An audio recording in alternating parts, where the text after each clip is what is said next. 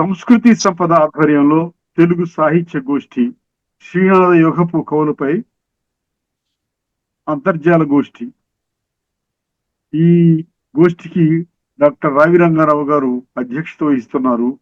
వక్తలుగా doctor వేదాంతం రాజగోపాల చక్రవర్తి గారు విజయవాడ నుండి. వారు వినుకొండ వల్లభరాయని రచనల మీద మాట్లాడతారు. ఈనాటి కార్యక్రమం ఇది సాహిత్య గోష్ఠుల్లో 12వ గోష్ఠి. ఈ గోష్ఠి కార్యక్రమాన్ని నిర్వహించవలసిందిగా డాక్టర్ రావి రంగారావు గారిని కోరుతున్నాను. వేదాంతం రాజగోపాల చక్రవర్తి గారికి, సంస్కృతి సంపద ఛానల్ నిర్వహిస్తున్నటువంటి ప్రొఫెసర్ బిట్టు వెంకటేశ్వర్లు గారికి, ఇంకా ఈ వేదిక మీదకి వచ్చి ఈ కార్యక్రమాన్ని చూస్తూ వింటున్న వారికి, రాబోయే వారికి అందరికీ కూడా ముందుగా నమస్కారాలు తెలియజేస్తున్నాను. ఈ సాహిత్య కార్యక్రమాలని సంస్కృతి సంపద ఛానల్ వారు నిర్వహిస్తున్నారు. ఇది నన్నయ్య దగ్గర నుంచి మొదలుపెట్టి రకరకాలైనటువంటి అంశాల మీద చాలా మంది ప్రముఖులు, సాహితీవేత్తలు, విద్యావేత్తలు ప్రసంగించడం మొదలుపెట్టారు. ఇప్పటికీ దాదాపు 3 నెలలు ఈ కార్యక్రమాల పరంపర నడుస్తూ వచ్చింది. నన్న యుగంలో కవులు, తిక్కన యుగంలో కవులు, ఎర్రన యుగంలో కవులు, తర్వాత శివ కవుల కాలంలో ఉన్న సాహిత్యాన్ని గురించి, ఇదంతా కూడా కార్యక్రమాలన్నీ చక్కని వక్తలు మంచి ప్రసంగాలు చేశారు. ఈ కార్యక్రమంలో మనం ముందుగా మెచ్చుకోవాల్సింది అసలు ఏంటంటే ఇందులో పాల్గొంటున్నటువంటి వక్తల గురించి అనమాట. నిర్వహించటం అనేది వెంకటేశ్వర్లు గారు దీన్ని వెనకుండంత చూస్తున్నారు అనేది చాలా ముఖ్యమైన విషయమే. కానీ వీటికి తగినటువంటి వనరులు, తగినటువంటి ఆధారాలు, తగినటువంటి వ్యక్తులు దొరకటం అనేది చాలా కష్టసాధ్యమైనటువంటి విషయం. ఇక్కడ ఎంతో మంది కార్యక్రమాలకి ముందుకు వచ్చి వాళ్ళకున్న ఆసక్తితో ఆ ప్రసంగాంశాలను వారు చక్కగా మాట్లాడటం, సహకరించటం అనేది ఒకసారి మళ్ళీ చెప్పుకోవాలని మనస్ఫూర్తిగా అందరికీ నేను కృతజ్ఞతలు, నమస్కారాలు, ధన్యవాదాలు తెలియజేసుకుంటున్నాను. ఇప్పుడు మనకి శ్రీనాథ యుగం నడుస్తుంది. శ్రీనాథుని గురించి కార్యక్రమాలు, చర్చ జరిగింది. తర్వాత శ్రీనాథుడు యుగంలో ఉన్నటువంటి మరికొంతమంది కవుల గురించి కూడా ఒక దశలో జరిగింది. ఇప్పుడు ఇంకా కొంతమంది మిగిలి ఉన్నారు. వాళ్ళ గురించి కూడా మనం శ్రీనాథ యుగంలో ఉన్నటువంటి కవుల గురించి చెప్పుకుంటే బాగుంటుందనే ఉద్దేశంతో మనం ఈరోజు ఈ కార్యక్రమాన్ని నిర్వహించుకుంటున్నాం. ఈ కార్యక్రమంలో వినుకొండ వల్లభరాయుడు, ఆయన సాహిత్యాన్ని గురించి వేదాంతం రాజగోపాల చక్రవర్తి గారు ఈరోజు మాట్లాడతారు. అలాగే తాళపాక తిమ్మక్క రచనల గురించి కూడా సిరిపొరుపు అన్నపూర్ణ గారు ప్రసంగిస్తారు. ఇందులో వేదాంతం రాజగోపాల చక్రవర్తి గారు అంటే ఆయన తెలియనటువంటి వాళ్ళు భాషా, సాహిత్య, సాంస్కృతిక రంగాలలో అంతర్జాతీయ స్థాయిలో ఎవరు ఉండరు. ఆయన చాలా గొప్ప బోధకుడు, తర్వాత గొప్ప సాహితీవేత్త, గొప్ప సాహిత్య విశ్లేషకులు, తర్వాత చక్కని ప్రసంగాలు చేయగలరు. తర్వాత వారు ఎన్నో ప్రభుత్వం స్థాయిలో, తర్వాత ప్రైవేటు కార్యక్రమాల స్థాయిలో కూడా ఎన్నో ఉదాత్తమైనటువంటి కార్యక్రమాలు నిర్వహించి గొప్ప సాహిత్య సేనానిగా కూడా, భాషా సాంస్కృతిక సేనానిగా కూడా వారు విశేషమైనటువంటి కార్యక్రమాలు చేసినటువంటి వారు వేదాంతం రాజగోపాల చక్రవర్తి గారు. చక్రవర్తి గారి గురించి చెప్పాలంటే అదో పుస్తకం అవుతుందన్నమాట. వేదాంతం రాజగోపాల చక్రవర్తి గారిని గూగుల్లో కొడితే చక్కగా వారి పరిచయం అంతా కూడా చాలా చక్కగా దొరుకుతుంది. వేదాంతం రాజగోపాల చక్రవర్తి గారు వినుకొండ వల్లభరాయని సాహిత్యాన్ని గురించి ప్రసంగించవలసిందిగా కోరుతుంది. సంస్కృతి సంపద ఆధ్వర్యంలో నడుస్తున్నటువంటి సాహిత్య గోష్ఠిలో ఈనాడు అధ్యక్ష స్థానం వహించిన రావి రంగారావు గారికి ప్రథమంగా నా నమస్కృతులు తెలియజేస్తున్నాను. నాతో పాటు ప్రసంగించడానికి విచ్చేసిన అన్నపూర్ణ గారు కూడా నా ప్రణామాంజలి తెలియజేస్తున్నాను. ఈ కార్యక్రమాలన్నిటికీ అండదండగా ఉన్నటువంటి డాక్టర్ బిట్టు వెంకటేశ్వర గారు చిరకాలం నుంచి వారు నాకు పరిచయస్తులు. ఎన్నెన్నో కార్యక్రమాల్లో పాల్గొనడం జరిగింది. వారు అండగా ఈ కార్యక్రమం అంతా నిర్వహిస్తుండటం చాలా సంతోషం. నా గురించి 2 మంచి మాటలు చెప్పినటువంటి రావి రంగారావు గారి సహృదయ వాక్ ప్రసూనాలు ఏవైతే ఉన్నాయో అవి సరస్వతి సమార్చనగా నేను భావిస్తూ, క్రీడాభిరామం గురించి చెప్పాలి అనంటే కొద్దిగా సాహసం కావాలి. ఎందుకంటే శృంగార వర్ణనలు ఎక్కువగా ఉన్నాయి కాబట్టి ఈ కావ్యం మంచిది కాదు అనేటువంటి అభిప్రాయాన్ని వేటూరి ప్రభాకర శాస్త్రి గారు తెలియజేశారు. కానీ అందులో ఉండేటువంటి అనేక సాంస్కృతిక అంశాలు, ఇతరమైన విశేషాల వల్ల ఆ కావ్యం చాలా ప్రసిద్ధిని పొందింది. వినుకొండ వల్లభరాయుడు దీనిని ప్రబంధంగా పరిగణించారు. సంస్కృతంలో ప్రేమాభిరామాన్ని రావిపాటి త్రిపురాంతకుడు వీధి ప్రక్రియ అనేటువంటి రూపంలో దాన్ని సంస్కృతంలో రచించాడు. అయితే ఈనాడు అది అలభ్యం. దానిని వల్లభరాయుడు తెలుగులో అనువదించడం జరిగింది. అయితే ఈయన మూల గ్రంథాన్ని అనుసరించి యథాతథంగా రాశాడా, ఎక్కడెక్కడ స్వతంత్రించి రాశాడు, తనకు తెలిసిన విషయాలు ఇందులో ఏ విధంగా ఆయన రూపకల్పన చేశాడు అనే విషయాలు మనం ఊహించడమే తప్ప ఆధారాలు లభించడం లేదు.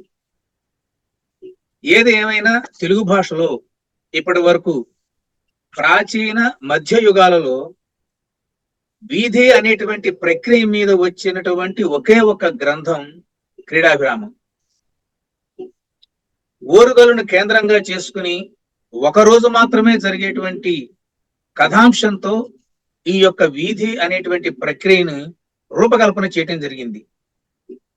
సంస్కృతంలో దశరూపకాలలో వీధి ప్రక్రియ గురించి కొంత వివరణ మనకు కనిపిస్తుంది.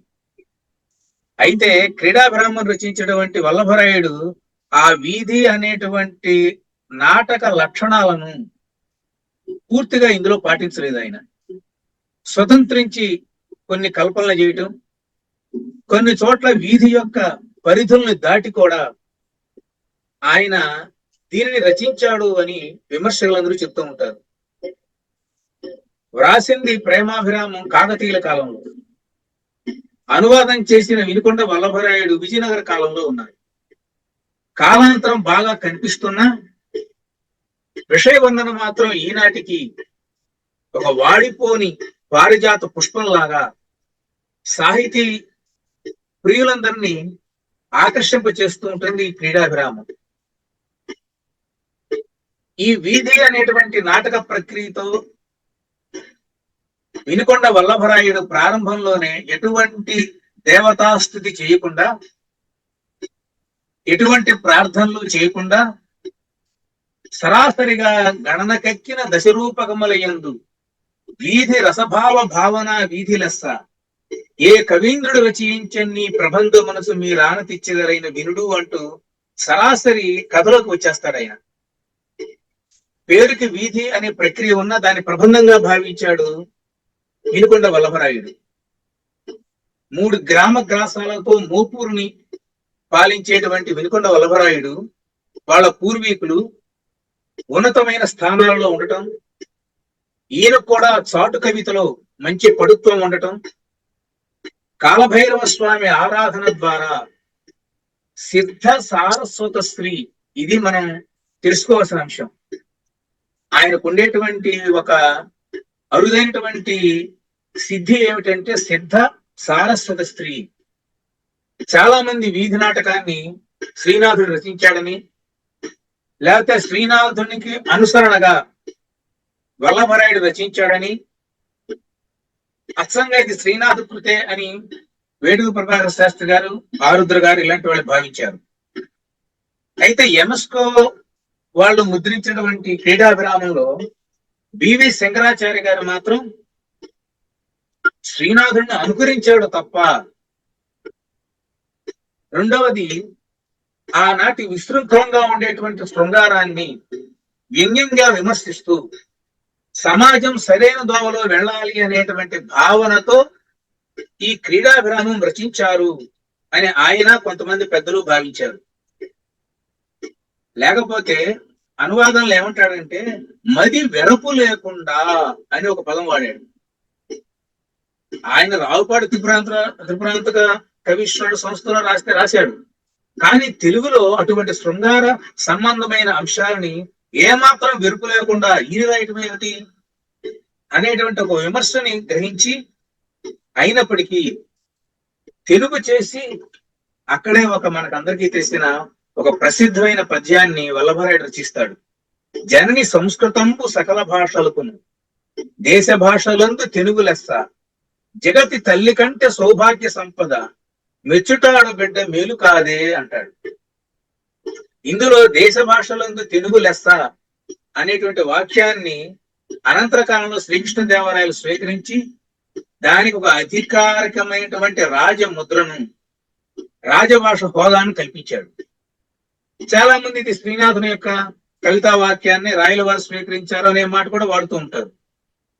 ఏది ఏమైనా తెలుగు భాష లోపల, తెలుగు సాహిత్యం లోపల తెలుగు భాషకు ఉండేటువంటి ప్రశస్తిని దేశ భాషలందు తెలుగు లెస్స అనేటువంటి మాట ద్వారా వినుకొండ వల్లభరాయుడు తెలుగు సాహిత్యానికి ఒక అపారమైనటువంటి ఒక గౌరవాన్ని దక్కించాడు ఈ పద్యం ద్వారా.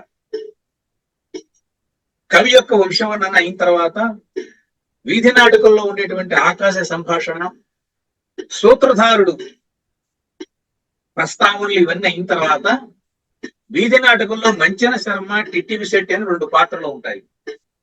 మంచెన శర్మ, టిట్టివి శెట్టి ఇద్దరు ఆంధ్ర నగరిగా ప్రసిద్ధి పొందిన ఓరుగల్లుకు వచ్చి ఓరుగల్లులో ఉండేటువంటి విశేషాలన్నీ తెలుసుకుని అందులో ఉండేటువంటి అంశాలన్నీ చెప్పటమే ఈ కథా సారాంశం. అయితే ఇందులో ముఖ్యంగా అప్పటికీ ఇప్పటికీ ఎప్పటికీ ఉండేటువంటి ఒక వ్యవస్థలో ఉండేటువంటి ఒక పార్శ్వం ఏమిటనంటే ఈ వైశ్య వృత్తి విట వైశ్యుల యొక్క సంబంధాలు సమాజంలో ఎటువంటి దుష్ఫలితాలను కలిగిస్తున్నాయి, ఎటువంటి ఇబ్బందులు దాని వల్ల ఉన్నాయి అనేటువంటి దాన్ని వ్యంగ్యంగా చెప్పి దాని పట్ల విముఖతను కలిగించేటువంటి ఒక ప్రయత్నాన్ని వల్లభరాయుడు చేశాడని చెప్పి మనం ఈ వీధి నాటకం ద్వారా గ్రహించవచ్చు. కావ్యం ప్రారంభం ప్రాతకాలంలో ప్రారంభమవుతుంది ఈ వీధి నాటక ప్రబంధం. చివరిగా మళ్ళీ సాయం సంధ్యతో ముగుస్తుంది. అంటే ఒక్క రోజు లోపల, అంటే ఉదయం 6 గంటల నుంచి అనుకోండి, సాయంకాలం 6 గంటల లోపల ఆ ఒక్క రోజులోనే మొత్తం కథంతా పూర్తి అయిపోతుంది. సూర్యోదయంతో మొదలయ్యి చంద్రోదయంతో పూర్తి అవుతూ ఉంటుంది. ఇటువంటి ఒక్క రోజులో జరిగేటువంటి కథతో ఏకాశ్వాసంగా 295 పద్య గద్యాలలో ఈ వీధి నాటకం రాయటం జరిగింది. బహుశా ఈ వీధి నాటకం కూడా ఆయన చెప్పినట్టుగా పుష్యమాసానికి సంబంధించిన ఋతువులో జరిగిన కథ. అటువంటి పుష్యమాసముల చలి గురించి, రెండవది మన ఇందాక శృంగార వర్ణనలతో పాటు అత్యద్భుతమైనటువంటి సాంఘిక అంశాలు క్రీడాభిరామంలో పొందుపరచబడ్డాయి. చరిత్రను సంస్కృతిని విశ్లేషించే వారికి క్రీడాభిరామం ఒక భాండాగారం. ఏ విధంగా అయితే సుఖసప్తతి, సింహాసన ద్వాత్రింశిక, తర్వాత అంశవింశతి ఇవన్నీ ఎట్లా అయితే అనేక సాంస్కృతిక అంశాలు తెలియజేస్తున్నాయో వాటి కోవలోకి క్రీడాభిరామాన్ని కూడా చేర్చవలసిన అవసరం ఉంటుంది. పుష్యమాఘ మాసాల్లో ఉండేటువంటి చలిని, అనేక శకునాంశాలను మొదలైనటువంటి వాటిని వర్ణించిన తర్వాత ఈ టిట్టివి శెట్టితో కలిసి మంచెన శర్మ ఓరుగల్లు కోటలో లోపలికి ప్రవేశిస్తాడు. మీకు అందరికీ చాలా మంది చూసే ఉంటారు. ఓరుగల్లు కోట ముందర మట్టి కోట, ఆ తర్వాత రాతి కోట, ఈనాడు శిథిలమైనటువంటి స్వయంభూ దేవాలయం, షితాబ్ ఖాన్ హాలు, అనేకమైనటువంటి మందిరాలు, కొన్ని చోట్ల ఆయుధ సమాగారాలు, కొన్ని చోట్ల బావులు, ఆ కోట గోడలకు ఉండేటువంటి సోపానాలు, ఇతరమైన అనేక దేవాలయాలు ఈనాడు మనం శిథిల ఓరుగల్లు కోటలో మనం చూడవచ్చు.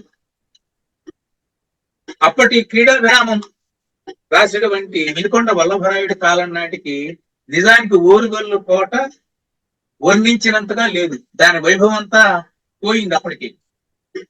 1323లో ప్రతాపరుద్రుడి కాలంలో ఉలుగ్ ఖాన్ అనే పేరుతో ఉండబడి తర్వాత మహబూబీన్ తుగ్లక్ గా పిలువబడేటువంటి యువరాజు చేతిలో కూడా ధ్వంసం అయిపోయింది. వినుకొండ వల్లభరాయుడు రచించే కాలం నాటికి పెద్దగా ఓరుగల వైభవం లేదు. అయినప్పటికీ ప్రేమాభిరామ గ్రంథంలో ఏదైతే వర్ణించారో బహుశా ఆ వర్ణనలు తీసుకుని చాలా అద్భుతంగా కోటను అభివర్ణించాడు వల్లభరాయుడు. ఈ కోట లోపల వెళ్లిపాలెం లోపలికి వెళ్ళిన తర్వాత మేదరవాడ అనేటువంటి ప్రాంతంలో పర్యటిస్తూ అక్కడ ఉండేటువంటి మేదరకరణ వైశ్యను, చండాలాంగాను, కర్ణాటిని, మైలసంతలో సుసరభేత్తు అనేటువంటి మందనమ్మేటువంటి వనితను, తాటిక వాటిలో ఉండేటువంటి కాపుటిల్లాలను, ఆవిడ పెట్టేటువంటి గొబ్బెమ్మలను, కర్ణాటక వేశ్యను, వీటన్నిటి వర్ణిస్తాడు కవి. ఇది శృంగార పురుషులకి లేదా శృంగారం ఇష్టపడేటువంటి వాళ్ళకి ఇది కొద్దిగా రుచికరంగా ఉంటుంది. అదే సందర్భంలో ఈ రకమైనటువంటి వర్ణనలు ఆధునిక సమాజంలో కొద్దిగా ఇబ్బంది కలిగిస్తూ ఉంటాయి. అయితే అప్పటికున్నటువంటి సాంఘిక నేపథ్యం దృష్ట్యా, కాల పరిణామ దృష్ట్యా సమాజంలో ఆ వ్యవస్థ ఉన్నది కాబట్టి దానిని ఏం చేశాడంటే కవి ఈ రకమైనటువంటి వివిధ వనితల యొక్క రూపంలో దాన్ని అభివర్ణించడం జరిగింది. మనకందరికీ తెలుసు, వ్యాకరణంతో కూడుకున్నటువంటి ప్రసిద్ధమైన పద్యం క్రీడాభిరామంలో పంచారించన నీ పయోధరము లాస్పాలింతును నేత బొమ్మంచం గంజిగురాపమోవ నిశిధాత్మర్థం అనుష్ఠింతును పంచాస్త్రోపనిషద్ రహస్య పరమ బ్రహ్మ స్వరూపంబు నీ కాంచీదామ పదంబు ముట్టుదునో యో కర్ణాట తాటంకిని. క్రీడాభిరామంలో ఉండేటువంటి మరో గొప్ప గుణం ఏంటంటే రచన శయ్యా సౌభాగ్యం. ఆ పదాల యొక్క పొందిక, వాక్యాల యొక్క విన్యాసం, మృదు మధురమైనటువంటి భావాలతో కూడుకున్నటువంటి ఆ రచన శైలి ఏవైతే ఉంటుందో అశ్లీలాన్ని, అతివేల శృంగారాన్ని దాటుకుని ఒక రకమైనటువంటి భావ సంబంధమైనటువంటి ఆనందాన్ని కలిగించే విధంగా ఉండటం అనేది మనం గమనించదగ్గ విషయం. అంటే శారీరక సంబంధమైన వర్ణల ద్వారా ఆ పదాల యొక్క పోహళింపు, వాక్యాల యొక్క విన్యాసం, భావన వైచిత్రి, శాబ్దిక శాబలత్వం ఏదైతే ఉంటుందో అదంతా కవితను యొక్క ప్రతిభతో అనుసృజించడం వలన శృంగారం అనే అంశం చాలా తక్కువ స్థాయికి వెళ్ళిపోతుంది. కాబట్టి ఇందులో ఆ లేత బొంబంచం గంజుగురా మోవ నిశితాత్మర్థం అనుష్ఠించడం అనేటువంటి వ్యాకరణ ప్రయోగంతో కూడుకున్నటువంటి పద్యం, వ్యాకరణ ప్రయోగాలతో కూడుకున్న పద్యాలు సుమారుగా తెలుగు సాహిత్యంలో పెద్దలందరూ సుమారుగా 75 పద్యాల దాకా మన వాళ్ళు దాన్ని విశ్లేషించారు. అందులో ఒక పద్యంగా దీన్ని పేర్కొంటారు. ఆ తర్వాత ఆ యొక్క ఓరుగల లోపల మధ్య శర్మ, టిటివి శెట్టి ఇద్దరు విహరిస్తూ కవి ఒక మాట చెప్తాడు. జూతం అనేటువంటిది పాపంగా పేర్కొంటాడు. ఓ పక్కన వైశ్య విటుల యొక్క వర్ణన అతివేలంగా చేస్తూనే, దానిని విమర్శిస్తూనే పరోక్షంగా, మరొక పక్క జూతం అనేది ఏదైతే ఉందో ఆ రోజుల్లో అందరూ ఆడేటువంటి ఒక ఆట, కానీ అది మహాపాపము. అందులో వేశ్యలతో కలిసి చేసేటువంటి ఆడేటువంటి ఈ ఆట వల్ల నష్టమే తప్ప, ఆర్థిక విధ్వంసమే తప్ప, ధనాన్ని పోగొట్టుకోవటమే తప్ప ఇంకేమీ ఉండదని స్పష్టంగా సందేశం ఇచ్చాడు. మిగిలేది ఏమిటయ్యా అంటే కోపీనాలు మాత్రమే మిగులుతాయి ఈ ఆట వల్ల అని చాలా స్పష్టంగా చెప్తాడు. కాబట్టి రచయిత యొక్క ఉద్దేశాన్ని అర్థం చేసుకోవాలి. ఇటువంటి అంశాల వల్ల సమాజం దారి తప్పుతుంది కాబట్టి ఇలాంటి అంశాలు ఏమీ ఉండకూడదు అని వినుకొండ వల్లభరాయుడు జూతాన్ని పాపంగా పేర్కొంటాడు. ఆ తర్వాత సంపంగి నూనె నమ్మేటువంటి కర్ణకాంతము, అలాగే గానుగా ఆడించేటువంటి ఆ యొక్క వనితను, మొహరివాడలో దజ్జీవాణి యొక్క చేష్టలను, పసుపు నూరేటువంటి పడతని, ఇలాంటి వాటిని కూడా వినుకొండ వల్లభరాయుడు అభివర్ణించడం జరిగింది. ఈ అంశాల వల్ల మనకి ఏం తెలుస్తుందంటే ఆనాటి సమాజంలో ఏ వృత్తుల వాళ్ళు ఏ విధంగా ఉన్నారు. ప్రజలు ఏ రకమైనటువంటి దినచర్యలతో జీవనం గడుపుతున్నారు, సమాజంలో వస్తువు యొక్క వినిమయం ఎట్లా ఉంది, ప్రజల యొక్క జీవన విధానంలో ఏది మంచి ఏది చెడు అని తెలుసుకునేటువంటి అవకాశం, ఒక సాంఘిక సందేశం మనకి ఇందులో కనిపిస్తుంది. ఈ విధంగా వీళ్ళు పర్యటన చేస్తూ ఉంటే మధ్యాహ్నం అయింది. ఓరుగల్లులో అక్రవాడ అనేటువంటిది ఇప్పుడు కూడా మనం చూడవచ్చు. ఓరుగల్లులో రాతికోట లోపల కనుక వెళ్ళినట్లయితే వాయువ్య దిశ వైపు కొన్ని శిథిలమైనటువంటి ఆలయాలు కనిపిస్తూ ఉంటాయి. చిన్న చిన్న గూళ్ళు, కాకతీయుల కాలం నాటి నిర్మాణాలు మీరు కనుక పరిశీలించినట్లయితే పెద్ద పెద్ద దేవాలయాల పక్కన చిన్న చిన్న ఉప ఆలయాలు, చిన్న చిన్న మందిరాలు మనకు కనబడుతూ ఉంటాయి. ఇది హోయసల నుంచి వచ్చినటువంటి ఒక సంప్రదాయం.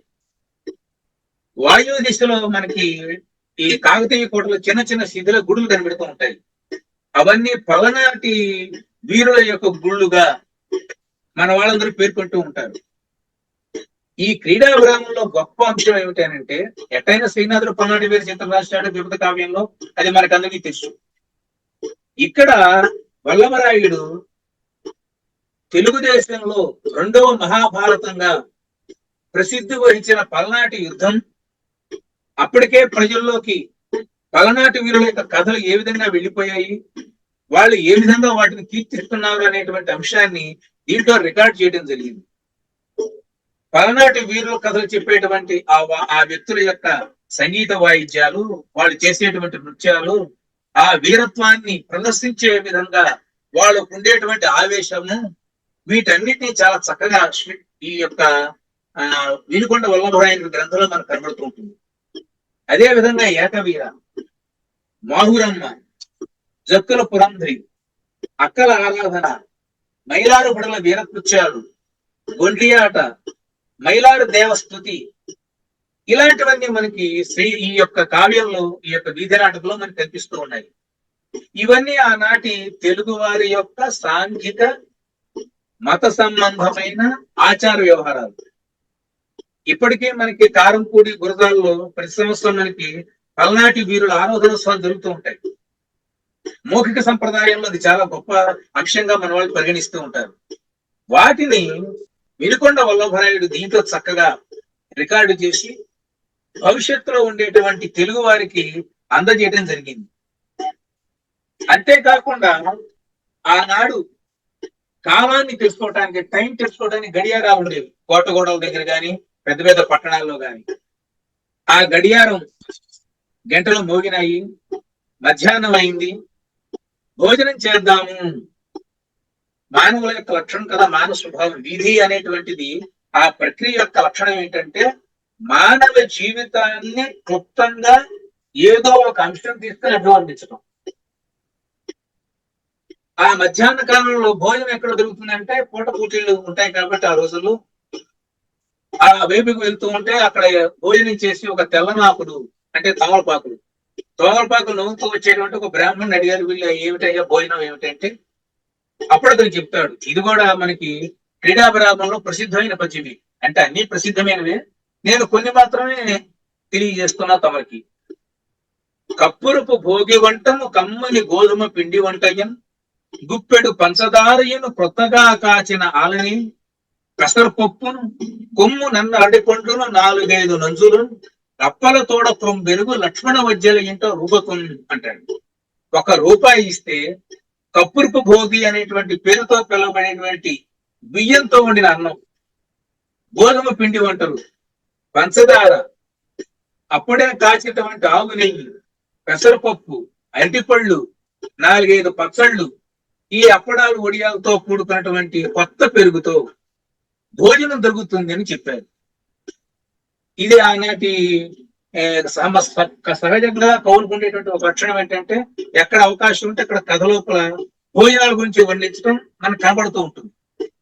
అదే విధంగా వల్లభరాయుడు కూడా ఈ వీధి నాటకంలో ఆనాడు 1 రూపాయికి ఇంత భోజనం లభిస్తుంది, ఆరోగ్యప్రదమైంది అనేది చెప్తాడు. అంత ముందు కూడా ఆ వీధి నాటకంలో ఒక మాడకి చలికాలంలో భోజనం ఎట్లా వస్తుందో చెప్పడం జరిగింది. దీంట్లో ఇంకా పూర్తిగా వివరించడం జరిగింది.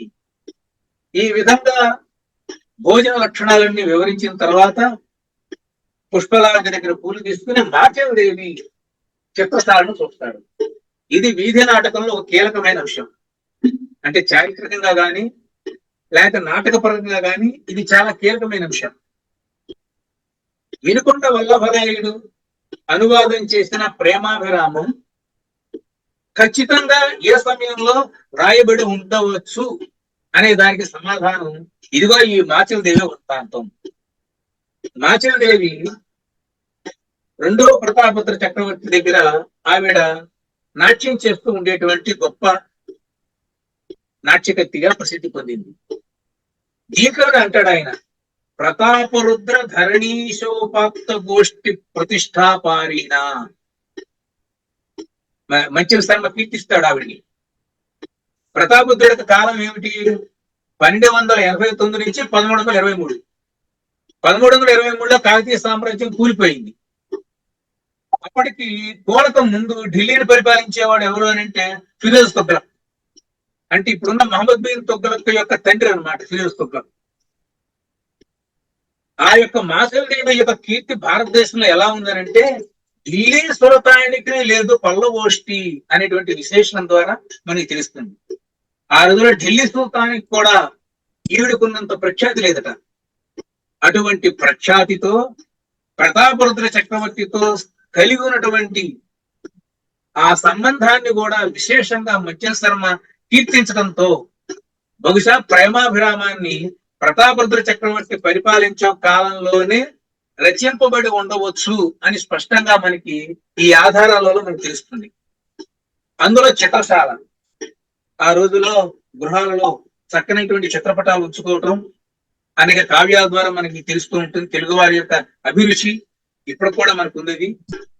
అలా కాకుండా ప్రత్యేకించి చిత్రశాలను ఒకటి ఆవిడ ఏర్పాటు చేసి దాని ప్రారంభోత్సవ కార్యక్రమం చేస్తున్న సమయంలో ఈ మంచిన శర్మ, టిటిపి శెట్టి అనేటువంటి వారు వెళ్ళి చక్కగా అదంతా చూసి ఆవిడతో సంభాషణ చేస్తారు. మాచవదేవితో మంచిన శర్మ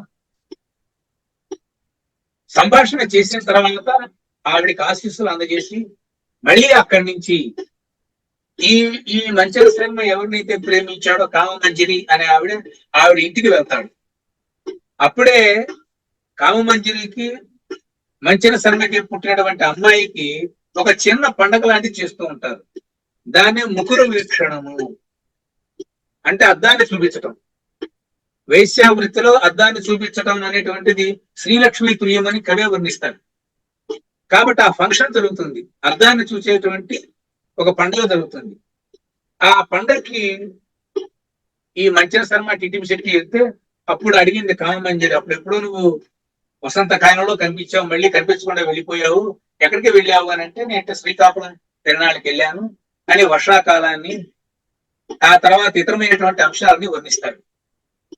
నేను ఇంతకు ముందు మీకు మనవి చేసినట్లు క్రీడాభిరామం అనేకమైన చారిత్రక పౌరాణిక అంశాలకు నిధి. శ్రీకాకుళం గురించి మొట్టమొదటిసారిగా మనకి మెన్షన్ చేయబడినటువంటి గ్రంథం ఏమిటయ్యానంటే ఈ క్రీడాభిరామం. తర్వాత వల్లభాభ్యుదయం రచన వచ్చింది, శ్రీహరి శతకం అనేటువంటి రచన వచ్చింది. ఆ తర్వాత కాసుల పురుషోత్తమ కవి ఆదరణాయక శతకం అనేటువంటి అద్భుతమైనటువంటి నిందా వ్యాజ్య స్తుతి దానితో కూడుకున్నటువంటి శతకాన్ని ఆయన రచించాడు. సాక్షాత్తు శ్రీకృష్ణదేవరాయలు వారే అక్కడికి వెళ్ళి స్వామి వారి యొక్క ఆజ్ఞ మేరకు ఆయన ఆశీస్సులతో ఆముక్తమాలిద అనేటువంటి కావ్యానికి శ్రీకారం చుట్టాడు. ఈ రకంగా శ్రీకాకుళం ఆంధ్రదేశ చరిత్రలోనే సాహితీ జగత్తులోనే ప్రసిద్ధిని పొందింది. దాని తొలి సాహిత్య ప్రస్తావన శాసనాలు గారు, శాసనాలతో ముందు నుంచే ఉంది. సాహిత్య ప్రస్తావన జరిగింది ఈ యొక్క క్రీడాభిరామంలో అనే అంశం మనకి నీకు తెలుస్తుంది.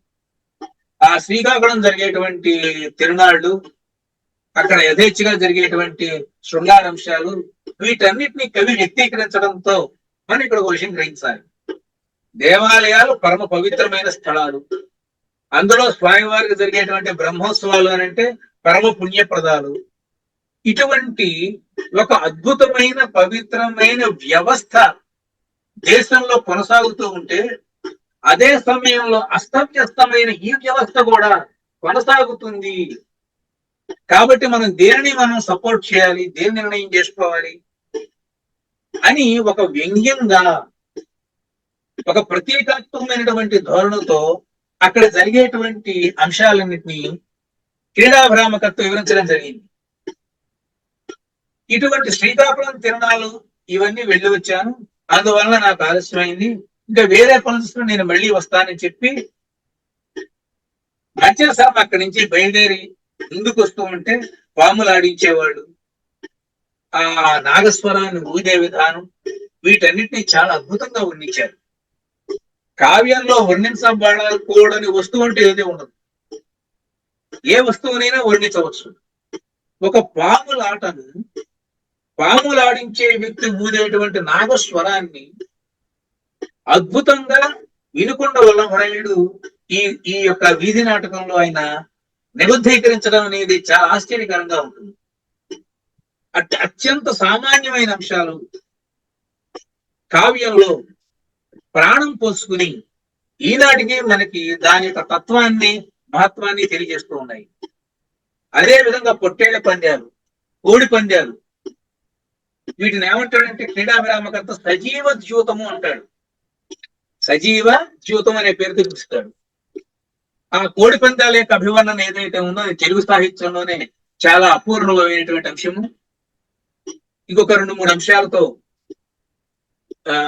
దీని గురించి, అంటే ప్రత్యేకించి ఇందులో అనేక భాషా ప్రయోగాలు, దేవాలయ వ్యవస్థకు సంబంధించిన అంశాలు, ఆనాటి సాంఘిక ఆచార వ్యవహారాలు, వివిధమైనటువంటి శాస్త్రాల యొక్క పరిచయాలు, ముఖ్యంగా కామసూత్రాలకు సంబంధించిన అంశాలు, వ్యక్తుల మధ్య ఉండేటువంటి వివిధమైనటువంటి అంతరువులు, వేశ్యావృత్తి విటుల వల్ల సమాజంలో కలిగేటువంటి ఒక అస్తవ్యస్తమైనటువంటి సామాజిక రూపకల్పన, ఇలాంటివెన్నో క్రీడాభిరామకర్త వివరించాడు.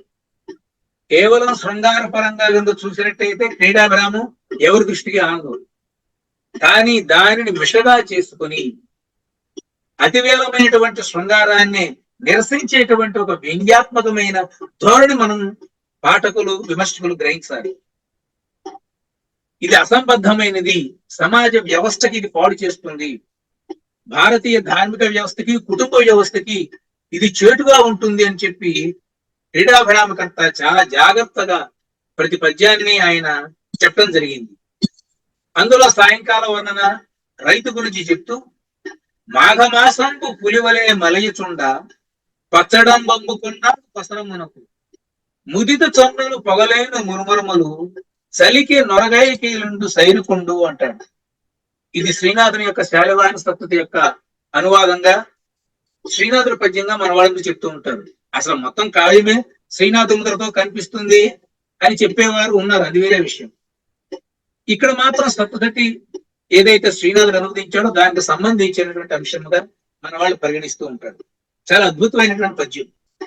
ఆ తర్వాత విడధర్మాలు, మరల కామమంజిని దగ్గర రావటం, చివరిగా ఉదయించినటువంటి చంద్రుడికి వీళ్ళందరూ ఉపచారాలు చేయటం అనేటువంటి అంశంతో ఈ కథ ముగుస్తుంది. పైకి కనిపించేటువంటి సారాంశం ఏమిటి అంటే వైశ్య జనులకి విటులు, దీనికి సంబంధించిన కథాంశం సాగుతూ ఉంటుంది.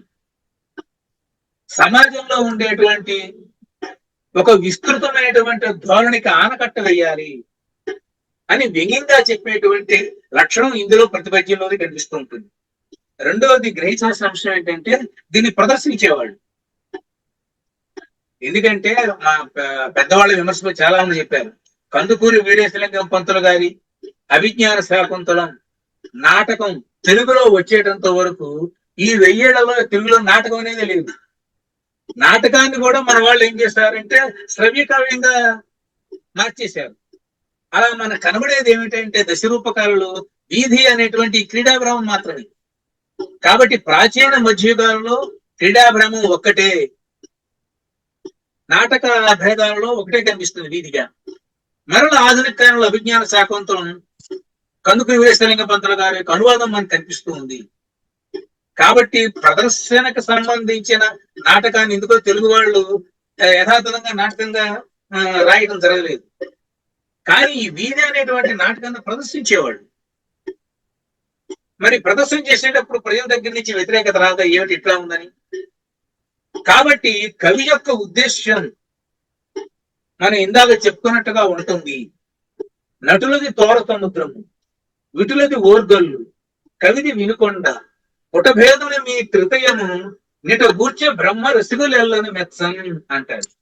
అంటే ఇది డ్రామా కింద ఆడుతున్నారు, నటులందరూ తోర సముద్రంలో ఉన్నారు.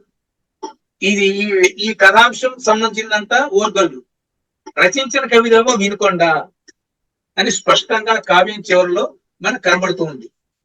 మరి తర్వాత కాలంలో ఎట్లా ఇది ప్రజల దృష్టి నుంచి వెనక్కి వెళ్ళిపోయిందో, మరి దాని తర్వాత నాటకంగా ఇది ప్రదర్శింపబడిందో లేదో మనకు తెలియదు, కానీ దీని రచన ద్వారా మాత్రం ఇది మనకు తెలుస్తుంది.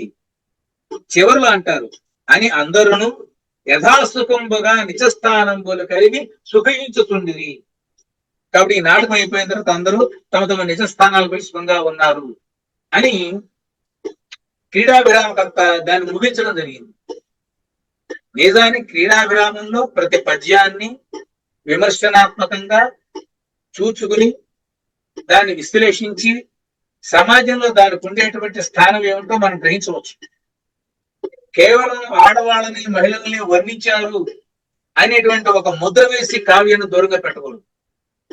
అందులో ఉండేటువంటి అద్భుతమైనటువంటి సాంఘిక ఆచారాలు, మతాచారాలు, ఆనాడు ఉన్నత వర్గాలు కాకుండా అట్టడుగు వర్గాలు వాళ్ళ యొక్క వర్ణనలు, వాళ్ళ యొక్క జీవన వృత్తి, ఇవన్నీ మనం తెలుసుకోవాలి అని అంటే క్రీడా విరామం ఒక మంచి గ్రంథము.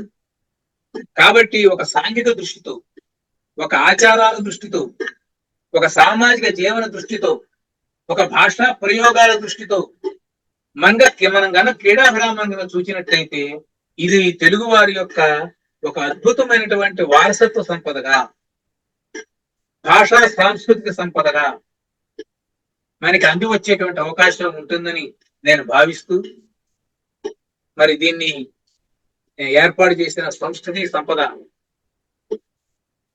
కార్యక్రమంలో అధ్యక్ష స్థానం వహించిన రావి రంగారావు గారికి, దీన్ని వెన్నింటి నడిపిస్తున్నటువంటి బిట్టి వెంకటేశ్వర గారికి, నా తోడు ప్రసంగించేటువంటి అన్నపూర్ణాదేవి గారికి, మళ్ళీ రావి రంగారావు గారికి, వారు కూడా పంచతంత్రం మీద దోగుంట నారాయణ కవి గారి, అది కూడా చాలా అద్భుతమైన గ్రంథాలు.